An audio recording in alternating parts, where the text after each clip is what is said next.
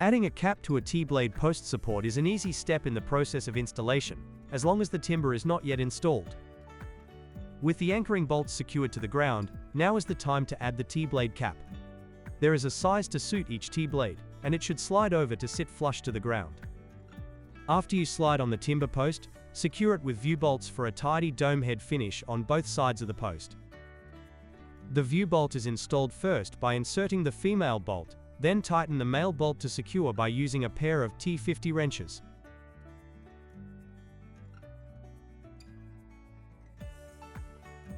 As you can see, the T-blade cap's advantage is that it conceals the anchoring bolts, minimizes debris buildup, and matches the architectural finish that the T-blade system is known for.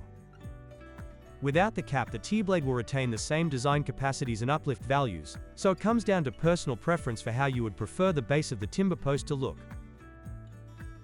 There is a cap to suit every T-blade, meaning that any square timber size from 90mm up to 350mm can have this concealed architectural finish.